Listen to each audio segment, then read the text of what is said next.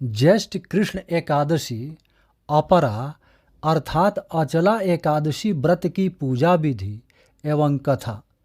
पौराणिक ग्रंथों में एकादशी के व्रत के विषय में कहा गया है कि व्यक्ति को दशमी के दिन शाम में सूर्यास्त के बाद भोजन नहीं करना चाहिए और रात्रि में भगवान का ध्यान करते हुए सोना चाहिए।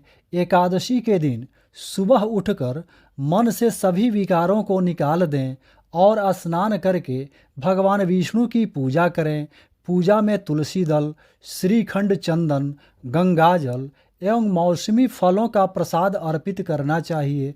व्रत रखने वाले को पूरे दिन परनिंदा, झूठ, छल कपट से बचना चाहिए। जो लोग किसी कारण व्रत नहीं रखते हैं उन्हें एकादशी के दिन चावल का प्रयोग भोजन में नहीं करना चाहिए। इन्हें भी झूठ और परनिंदा से बचना चाहिए। जो व्यक्ति एकादशी के दिन विष्णु सहस्र नाम का पाठ करता है उस पर भगवान विष्णु की विशेष कृपा होती है।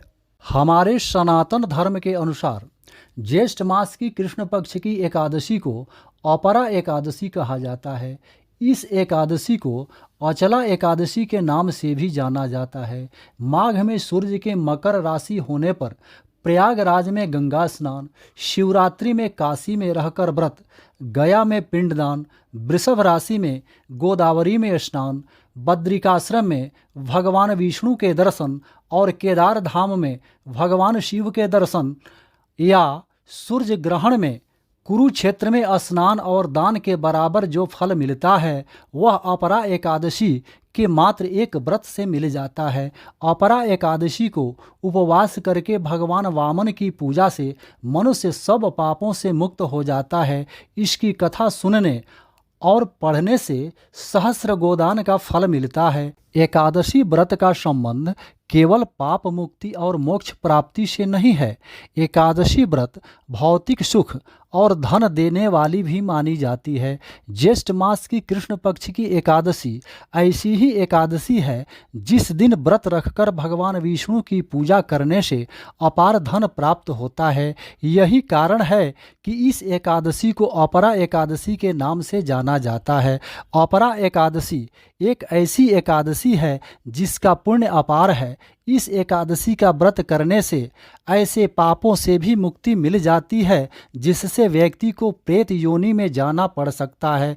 पद्म पुराण में बताया गया है कि इस एकादशी के व्रत से व्यक्ति को वर्तमान जीवन में चली आ रही आर्थिक परेशानियों से राहत मिलती है। अगले जन्म में व्यक्ति धनवान कुल में जन्म लेता है और अपार धन का उपभोग करता है। शास्त्रों में बताया गया है कि परनिंदा, झूठ, ठगी, छल ऐसे पाप हैं जिनके कारण व्यक्ति को नरक में जाना पड़ता है। इस एकादशी के व्रत से इन पापों के प्रभाव में कमी आती है और व्यक्ति नरक की यातना भोगने से बच जाता है। महाराज युधिष्ठिर ने भगवान श्री कृष्ण से पूछा, हे भगवान, ज्येष्ठ कृष्ण एकादशी का क्या नाम है तथा उसका महात्म्य क्या है, सो कृपा पूर्वक आप मुझसे कहिए। भगवान श्री कृष्ण बोले, हे राजन, यह एकादशी अचला तथा अपरा दो नामों से जानी जाती है। पौराणिक ग्रंथों के अनुसार ज्येष्ठ कृष्ण पक्ष की एकादशी अपरा एकादशी है क्योंकि यह अपार धन देने वाली है। जो मनुष्य इस व्रत को करते हैं वे संसार में प्रसिद्ध हो जाते हैं। इस दिन भगवान त्रिविक्रम की पूजा की जाती है। अपरा एकादशी के व्रत के प्रभाव से ब्रह्म हत्या, भूत योनि, दूसरे की निंदा आदि के सब पाप दूर हो जाते हैं। इस व्रत के करने से पर स्त्री गमन, झूठी गवाही देना, झूठ बोलना, झूठे शास्त्र पढ़ना या बनाना, झूठा ज्योतिषी बनना तथा झूठा वैद्य बनना आदि सब पाप नष्ट हो जाते हैं। जो क्षत्रिय युद्ध से भाग जाएं वे नरकगामी होते हैं, परंतु अपरा एकादशी का व्रत करने से वे भी स्वर्ग को प्राप्त होते हैं। जो शिष्य गुरु से शिक्षा ग्रहण करते हैं फिर भी उनकी निंदा करते हैं वे अवश्य नरकगामी होते हैं, मगर अपरा एकादशी का व्रत करने से वे भी इस पाप से मुक्त हो जाते हैं। जो फल तीनों पुष्कर में कार्तिक पूर्णिमा को स्नान करने से या गंगा तट पर पितरों को पिंड दान करने से प्राप्त होता है, वही अपरा एकादशी का व्रत करने से प्राप्त हो जाता है। मकर के सूर्य में प्रयागराज में स्नान से, शिवरात्रि का व्रत करने से, सिंह राशि के बृहस्पति में गोमती नदी में स्नान करने से, कुंभ में केदारनाथ के दर्शन या बद्रीनाथ के दर्शन, सूर्य ग्रहण में कुरुक्षेत्र के स्नान से, स्वर्ण दान करने से अथवा अर्ध प्रसूता गौदान से जो फल मिलता है, वही फल अपरा एकादशी के व्रत से मिलता है। यह व्रत पाप रूपी वृक्ष को काटने के लिए कुठार अर्थात कुल्हाड़ी के समान है, पाप रूपी ईंधन को जलाने के लिए अग्नि के समान है, पाप रूपी अंधकार को मिटाने के लिए सूर्य के समान, मृगों को मारने के लिए सिंह के समान है। अतः मनुष्य को पापों से डरते हुए इस व्रत को अवश्य करना चाहिए। अपरा एकादशी का व्रत तथा भगवान का पूजन करने से मनुष्य सब पापों से छूटकर विष्णु लोक को जाता है। इसकी प्रचलित कथा के अनुसार प्राचीन काल में महिध्वज नामक एक धर्मात्मा राजा था। उसका छोटा भाई वज्रध्वज बड़ा ही क्रूर, अधर्मी तथा अन्यायी था। वह अपने बड़े भाई से द्वेष रखता था।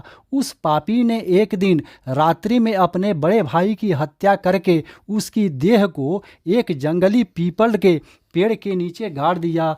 इस अकाल मृत्यु से राजा प्रेतात्मा के रूप में उसी पीपल के पेड़ पर रहने लगा और अनेक उत्पात करने लगा। एक दिन अचानक महर्षि धौम्य उधर से गुजरे। उन्होंने प्रेत को देखा और अपने तपोबल से उसके अतीत को जान लिया। अपने तपोबल से प्रेत उत्पात का कारण समझा। ऋषि ने प्रसन्न होकर उस प्रेत को पीपल के पेड़ से उतारा तथा परलोक विद्या का उपदेश दिया। दयालु ऋषि ने राजा की प्रेत योनि से मुक्ति के लिए स्वयं ही अपरा यानी अचला एकादशी का व्रत किया और उसे अगति से छुड़ाने को उसका पुण्य प्रेत को अर्पित कर दिया। इस पुण्य के प्रभाव से राजा की प्रेत योनि से मुक्ति हो गई। वह ऋषि को धन्यवाद देता हुआ दिव्य देह धारण करके पुष्पक विमान में बैठकर स्वर्ग को चला गया। हे राजन, यह अपरा एकादशी की कथा मैंने लोकहित के लिए कही है। इसे पढ़ने या सुनने से मनुष्य सब पापों से छूट जाता है। जय श्री राधा, जय श्री कृष्ण।